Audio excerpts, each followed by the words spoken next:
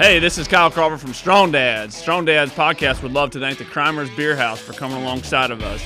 The Crimers Beer House was started in 1982 by the Crimer family, and since that time, they have definitely become a Cincinnati favorite. So if you're looking for an incredible meal in an incredible setting, definitely go down to Route 128 and check out the Crimers Beer House.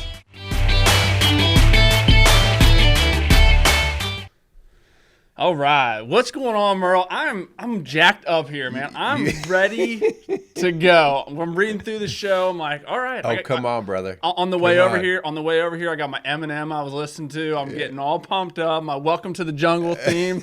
I'm ready to go because today we're trading punches. We're throwing. Wait. Bro, I'm ready to go. I don't know. I don't know. Here's the only deal. If we trade punches, I get to start first. No, I get to start to deliver the punch first. The tool of the week are these two guns right here. Well, I really don't have much to worry about. What are you talking about? Anyways, well, yes, welcome back to another show. Strong Dads here with Merle. We're doing another show for you guys. We're excited. We're gonna trade some punches today. Whoa, that's we used to trade punches. You ever did? trade punches? No, not you and I. Oh, not you and I. Oh, yeah. Me and my brothers used to trade punches, and we always punched in the arm. And by the time those were done, like the whole next 2 or 3 days, like, oh, that was stupid. Yeah. We yesterday at work we traded snowballs. We were throwing snowballs at each other all day. So. Just purposely taking the hit. Oh yeah. And the problem is then it trickles into the firehouse, and then we're throwing snowballs in the kitchen, and we got to clean it up. Taxpayer money at work, right there. That's good stuff. Oh, we worked yesterday too. So. Okay, so we are going to trade punches, but not really. We're just going to trade conversation about punches. Really, what we're going to talk about today is our show is going to be talking about how well do you take a punch?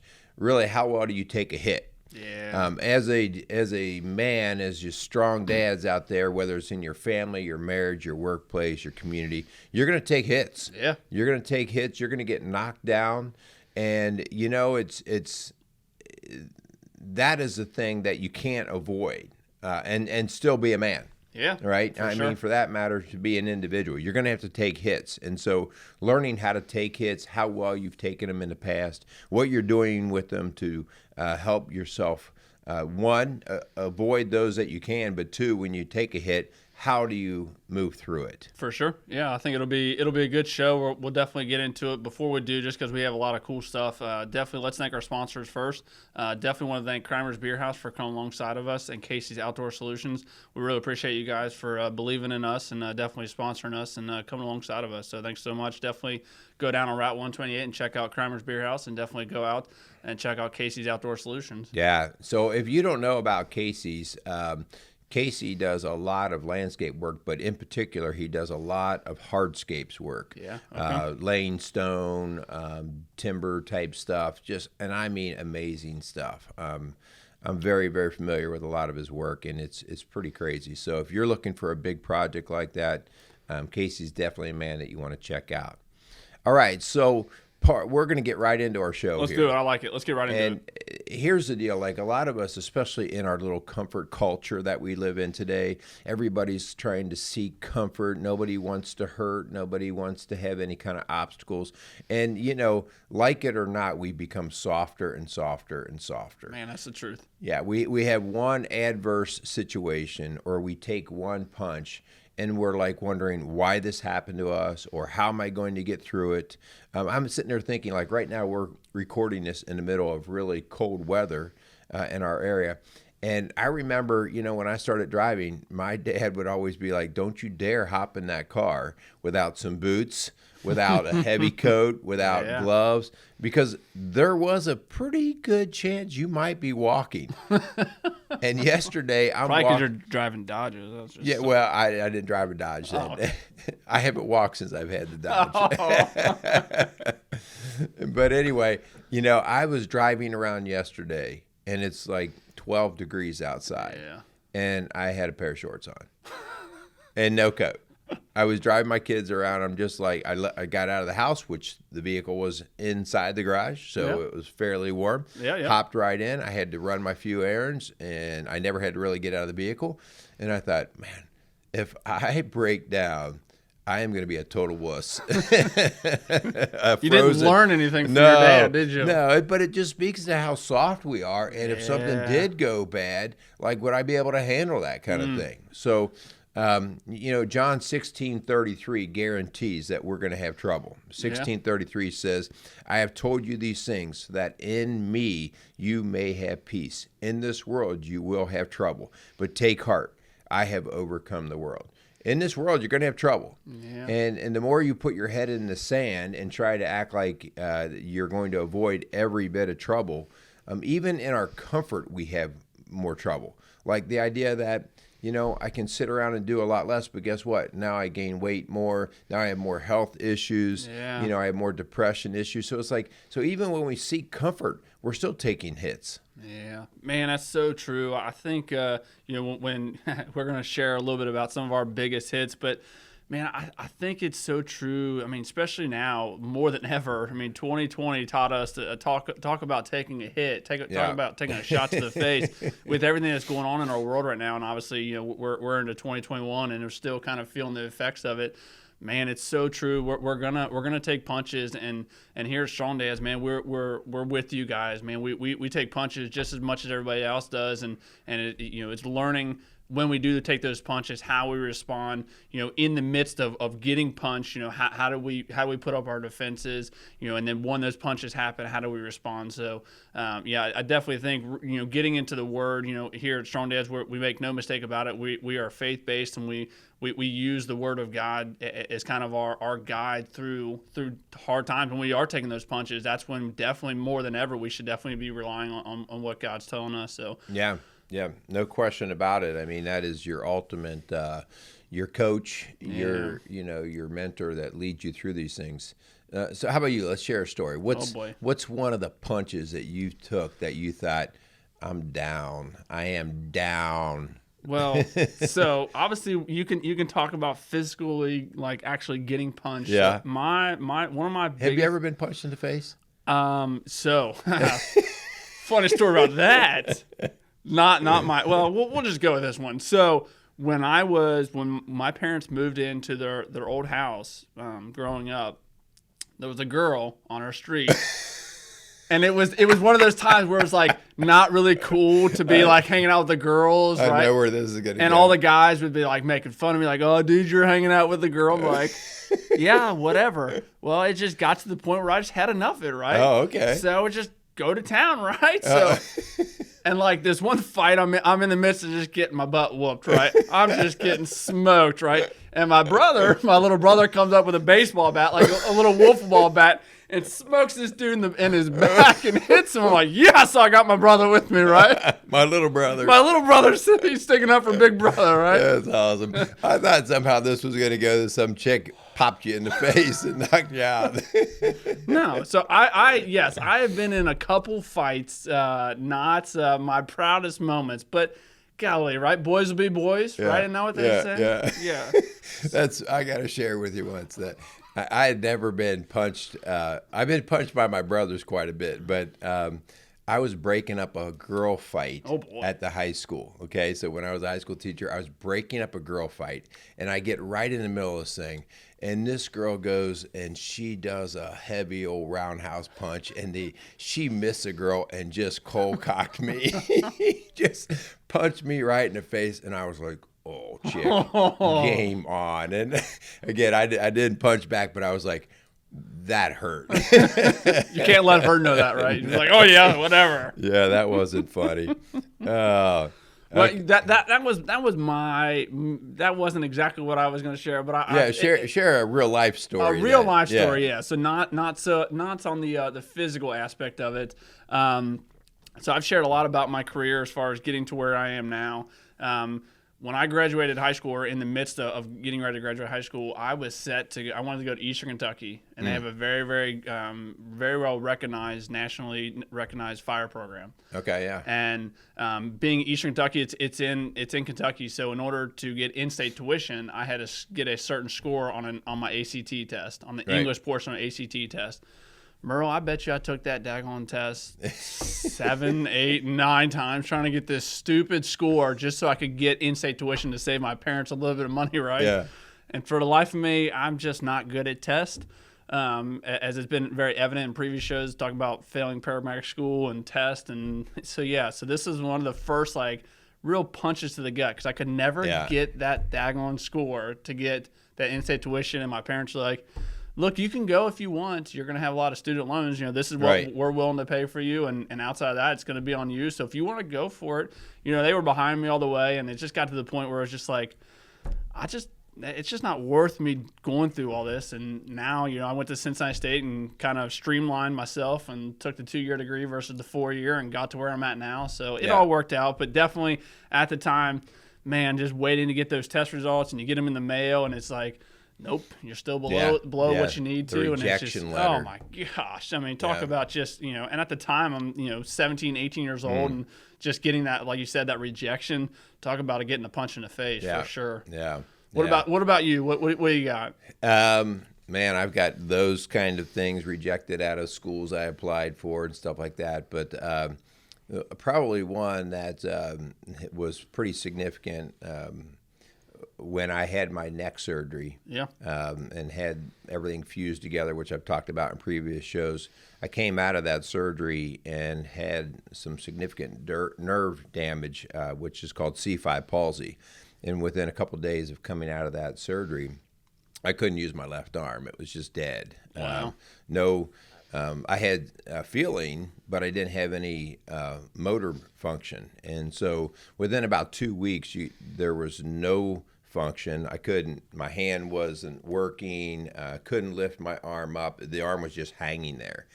And so I immediately went back to the doctor with those symptoms, and he said, well, you've got this condition called C5 palsy. Here's the deal.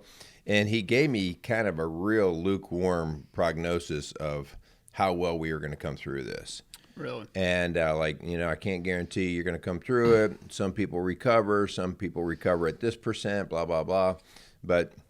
And so, here I am. I've kind of always defined myself by my physical activity. Sure. I loved working out, swimming, triathlons, doing all that stuff. That was a big part of what I did.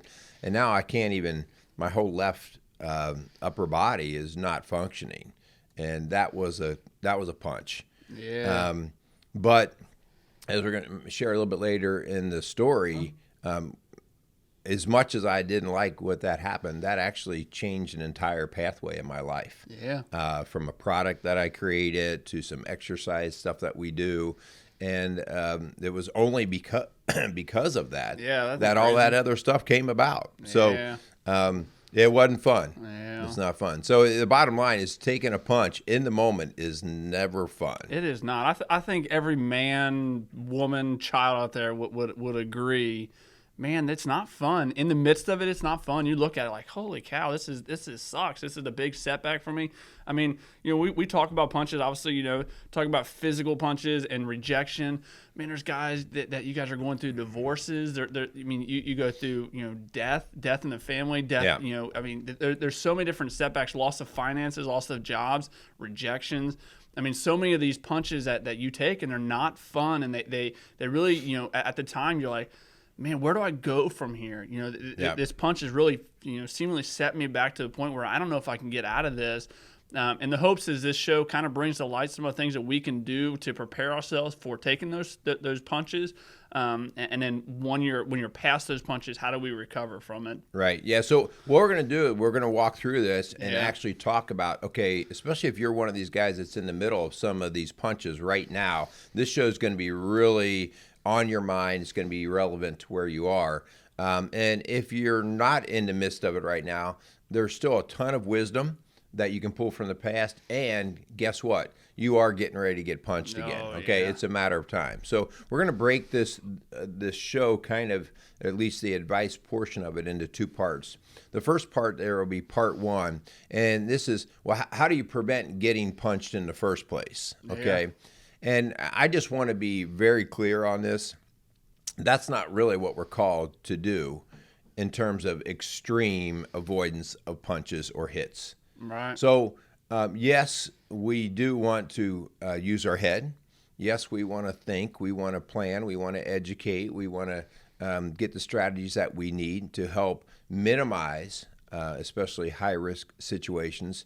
But I see so many of us guys completely being in the total safe zone all the time.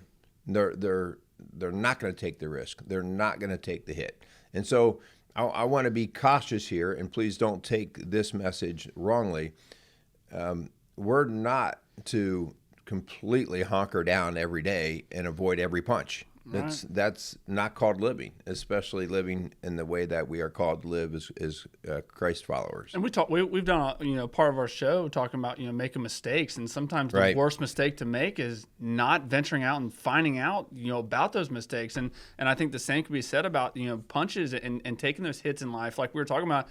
Everyone's going to go through them. I mean, Jesus clearly tells us everyone's going to go through hard times. So if you try and, sit at your house all day long and not adventure out, not be a man, not do what God gave you the ability and skills to go do in fear of making those mistakes and taking those punches, man, you're doing a big disservice to society, to yourself, to your family. Like if you're so wrapped up and fearful of making those mistakes, I truly do think at the end of the day, you're going to have regrets. Yeah. And sometimes those regrets can really tear you down more so than those punches you're going to take. Yeah.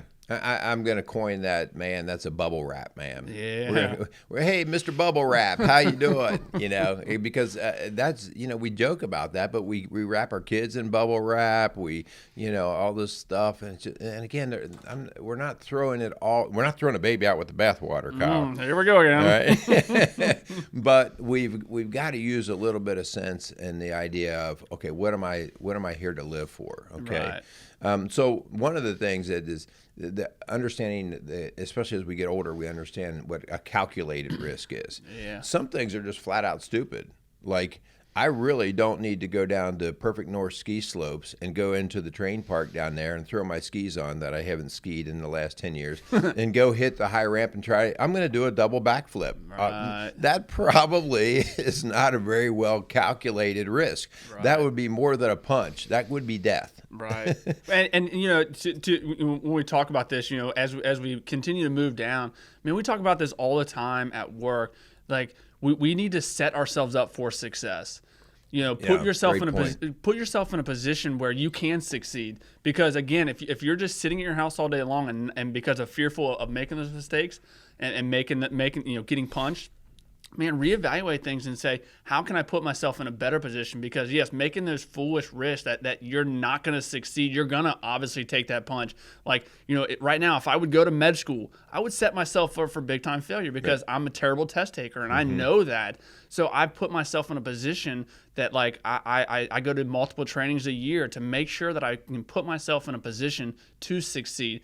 And then when those punches are still going to happen, I know how to react to those because I've gone to those trainings. So I think setting yourself up for success is a big point in this. What you've learned too about yourself is like, that's a great thought that you have out there with you going to med school. You've proved and have proven to others that in the field, when the emergency's on, you're game on. Yeah. You know what you're doing. Yep. You know how to take care of people because it's part of the adrenaline. It's part of that whole thing that in that setting, you flourish, right? Yeah. I mean, you score 100%. But when you actually are not in the setting and you have to sit down and you have to do a ton of reading, that's not your place. Right. But again, that's a dangerous thing that all of a sudden people can say, well, I'm a failure because I can't do well on this test, so I'm never going to be anything. You found a way. No. When I'm on fire, baby, I know how. So you're a guy that I want in that emergency situation versus a guy who does really well on his MCAT scores. Yeah, very true. Yep, and which brings us to the next part about seeking that education, seeking the guidance from people.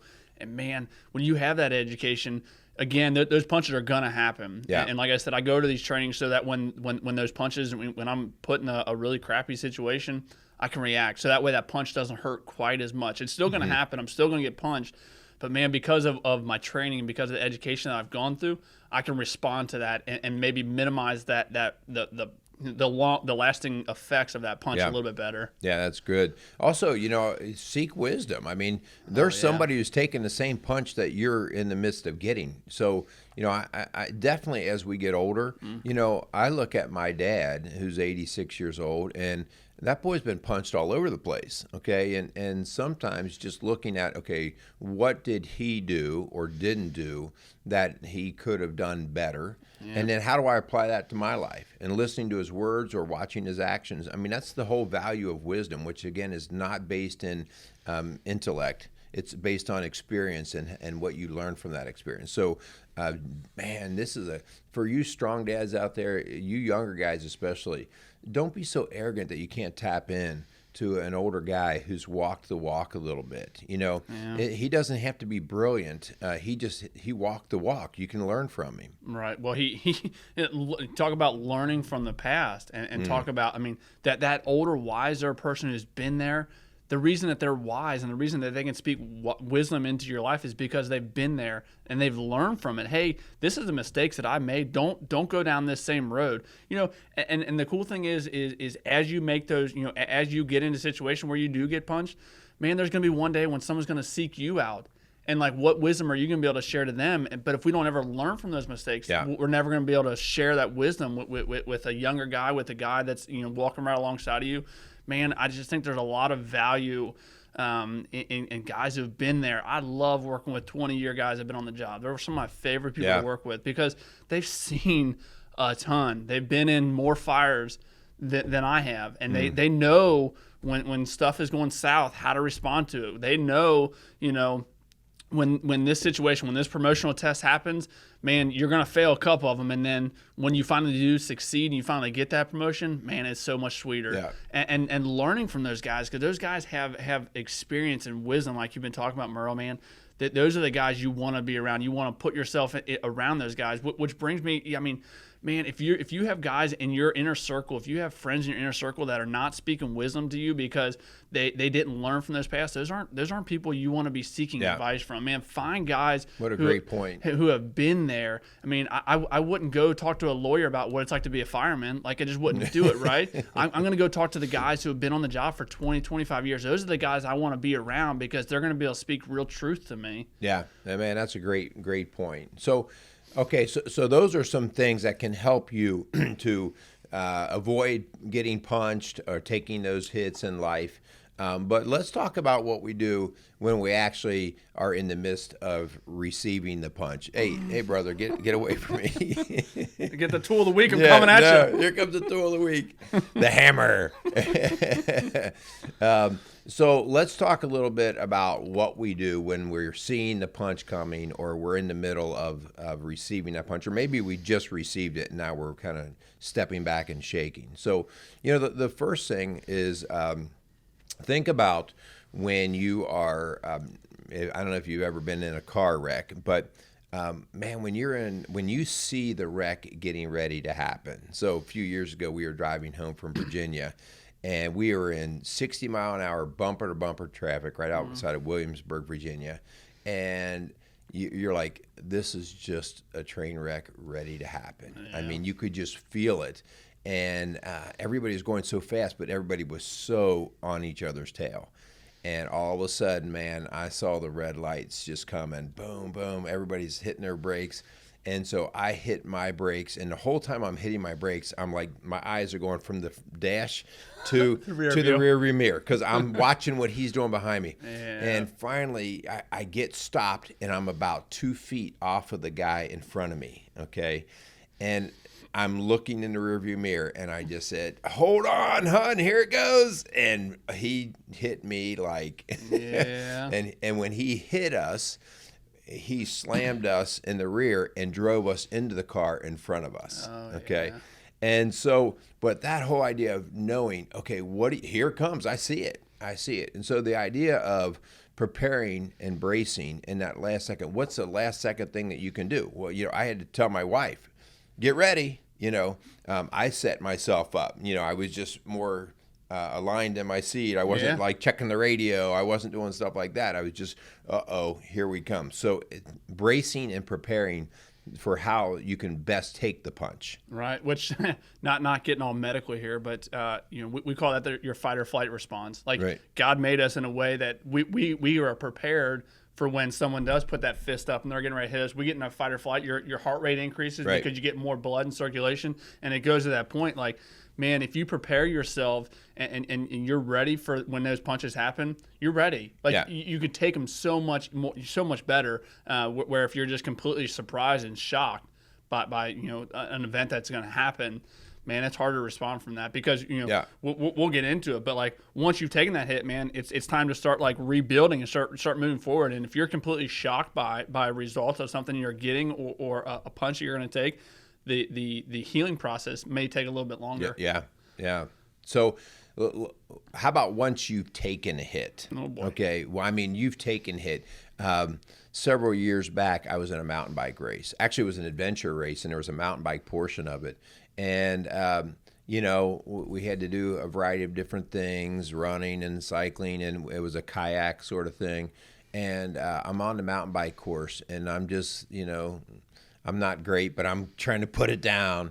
And I come into a creek bed, and I don't really even know what happened other than my head slammed into a rock. I went endo over the handlebars. I slammed into a rock, split my helmet, cracked my helmet in two. Your helmet or your head? Well, I think the head is still under damage.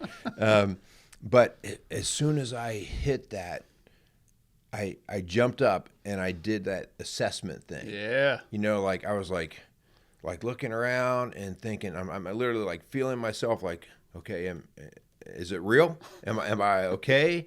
I mean, I knew I hit hard. Yeah. My bike was all screwed up, and because I'm just young and dumb and stupid, I was like, well, we're still in a race. Let's go. So I hop back on the bike and I start pedaling, and within the next 100 yards, I wrecked another 3 times. Wow. Because my head was so scrambled. Wow. Yeah, like I just kept wrecking, and I'm like, what the heck? So I got off the bike, and I just kind of sat there for about 5 minutes. I just kind of sat there. And then after I calmed down a little bit, I got back on the bike, and I just pulled down my whole pace of everything I was doing. And I actually finished that race, but the scary part was I had to kayak after that. Oh, boy. And getting out in the middle of this big lake, I was so dizzy. Really? Still out there that I kind of started to panic. Like, I don't think I should be here. Because, like, I was thinking, like, if this boat flips, I'm not so sure that I'm going to be able to figure out how to swim to get back. So I'm not saying that I did that right. Well, that's good. I'm glad right. you admit that now. But I took a hit there, and it was funny now when I look back how I was trying to assess whether I was ready to go forward. Yeah. Which to your story talking about that, man, I think it brings up our next point.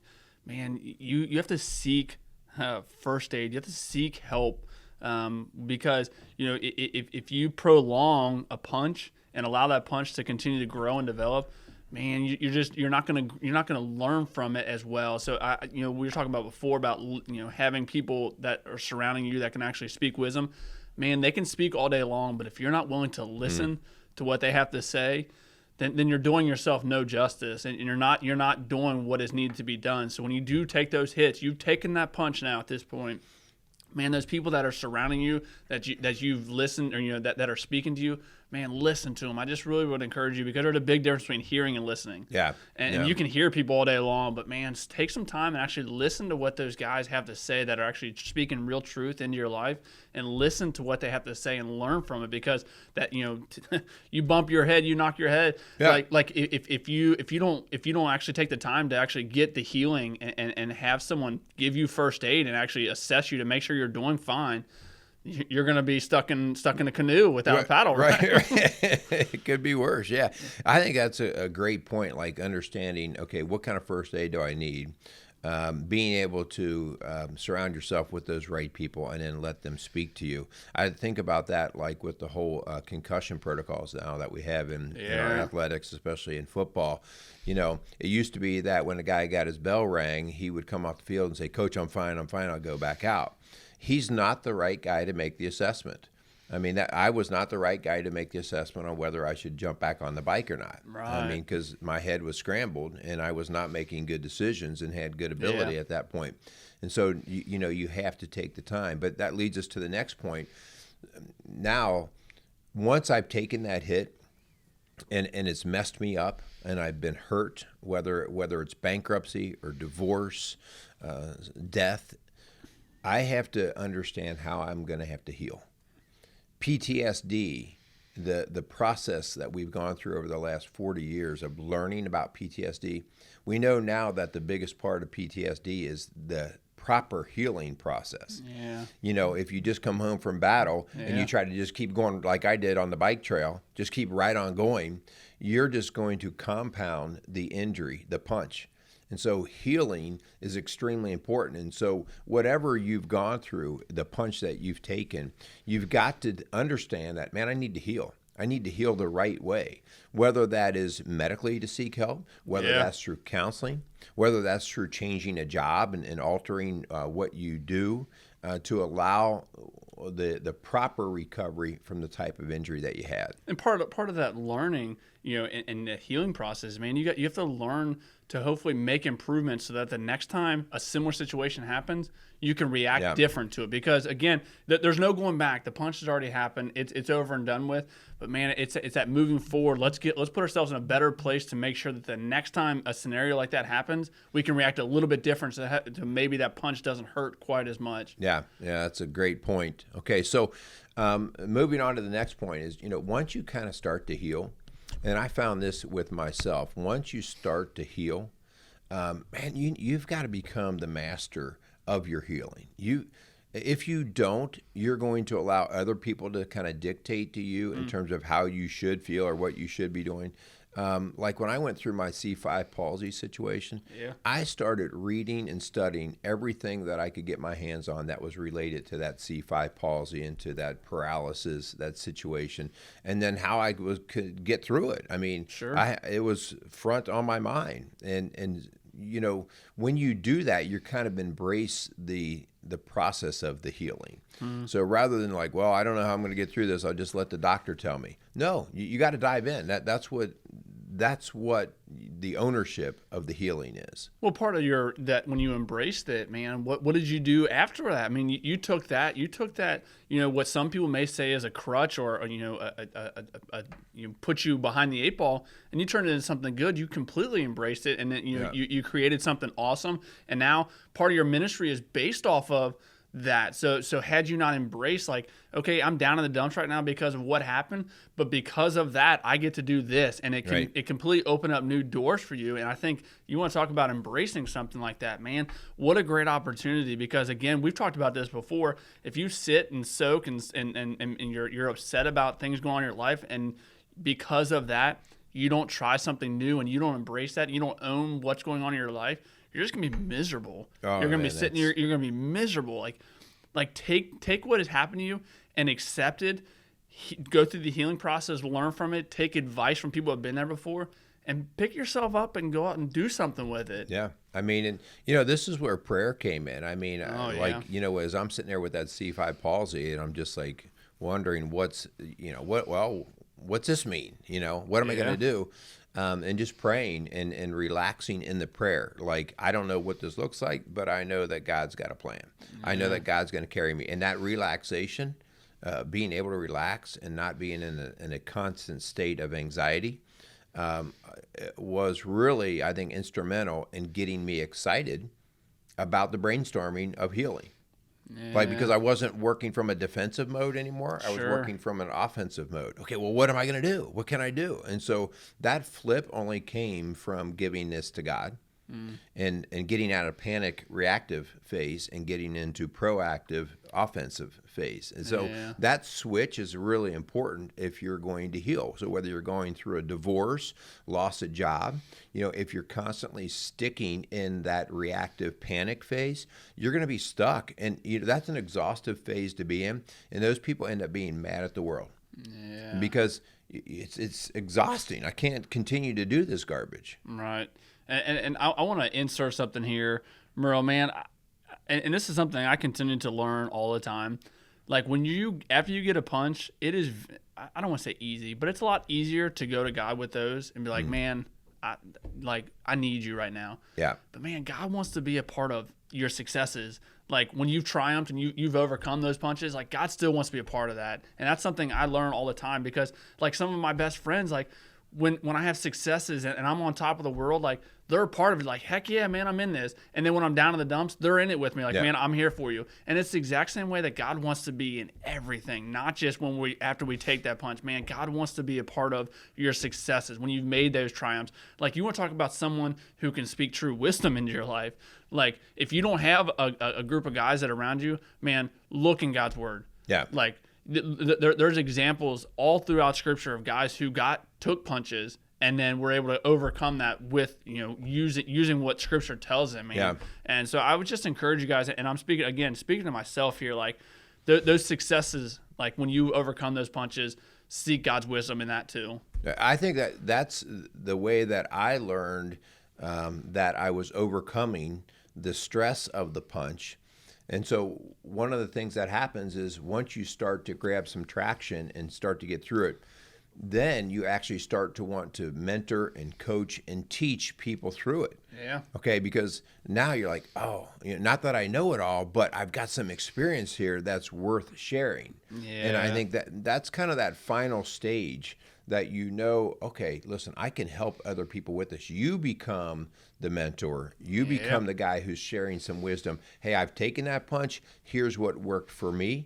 Here's how to move through that. And so that was kind of the thing, like, the exercise that I created, what we call finishing. When I got so confident in what that was, and then started actually teaching other people who had similar conditions, I was like, well, this is kind of cool. Like, I'm no longer hanging my head about the punch I took, but now I'm actually teaching other people using a process that God gave me to get it out to other people. Man, that is just like a really cool story, how that comes together. And that is not of me. I mean, that is just of God working through me, and I have to allow that. Yeah, so good, man. I hope you guys heard some things. I hope some things resonated with you and what we were talking about. As we begin to close up this show, man, I would just really encourage you guys to go out, start looking at some of the punches you've taken in your life, start evaluating and seeing how first, in the midst when you're getting ready to take that punch, how you brace yourself. Did you set yourself up for those successes? And then when that punch happened, how did you respond to it? And then what did you learn from those punches, those hits that you're taking in your life? And if you start to look negatively on some of those things, man, the next time that those situations happen, prepare yourself, set yourself up for those success. Surround yourself with people who can truly speak wisdom, that have been there before, and not just hear them, listen to what they're actually telling you. And then again, because life sucks sometimes and you're going to get hit again, when those do happen, man, like, do something about it. Embrace those times when you do get punched, because sometimes, just like with your story, Merle, man, you made a positive out of a negative. So just really encourage you guys to evaluate some of those times that you've been punched before. Look at those situations and let's move forward. Let's be strong men and strong dads in this. Yeah. So in closing up, that is great stuff. One of the things, if I could maybe help impart to our guys out there listening, is I used to be a reactive prayer warrior, meaning that I would go to prayer when everything was going to crap. Yeah. when things, dear Lord, help me. And so one of the things that I've been more purposeful about is, why wait till the storm?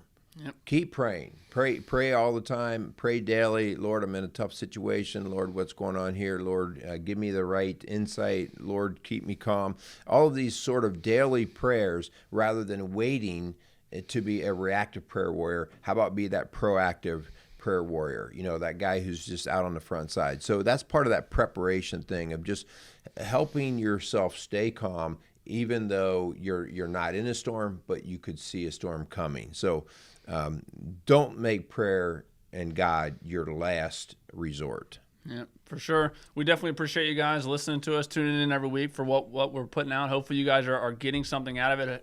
Hopefully you can relate to what Merle and I are talking about. If you guys want to hear different things we talk about, we would love to get your input. Definitely reach out at Rockstar Families. I know Merle and Linda, if you guys are going through stuff, man, reach out. Seek that wisdom. Seek that help from people who have been there before. Like, man, reach out. Rockstar Families would love to help you out. I promise you would. Your guys' phone number is 812-576-7625. Reach out. man, seek that wisdom. So good. So definitely do that. Thanks so much again for Crimer's Beer House and for Casey's Outdoor Solutions for coming alongside of us. We really appreciate you guys. We just did a little brainstorming session. Got some good shows coming up. So we got some good ones coming up. We're really excited. One of the things that I also just want to remind all of our viewers out there, our listeners, keep doing your thing on the podcast platforms that you do. That's awesome. Give us a 5-star rating. Also, with us being new on YouTube, we need subscribers. And so if you're listening or watching the show on YouTube, please just hit the subscribe button. This is part of that strategy of building the audience so that when people go to search, it's more likely that our shows will come up. And so we need your help to do that. So we got to get the subscription numbers up. That's our challenge. So you go out there and subscribe. Absolutely. Close this up, dude. Heck yeah. Really appreciate you guys. Go out there and be some strong dads. Let's go trade punches. I'm ready. But I have to go first because I could die. these guns right here. You want to take us to the gun show? We're done. Oh. I'd like to welcome Casey's Outdoor Solutions as a new sponsor to our podcast. Casey's is a premier garden center and gift shop located in Lawrenceburg, Indiana. Casey's offers a wide selection of plants, landscaping materials, home and garden decor, and gifts for every occasion. Casey's is committed to providing exceptional service, a unique shopping experience, and value to every customer. Stop in and see what makes Casey's so unique. Located at 21481 State Line Road, Lawrenceburg, Indiana, or call 812-537-3800. Let Casey's help you add beauty to your home.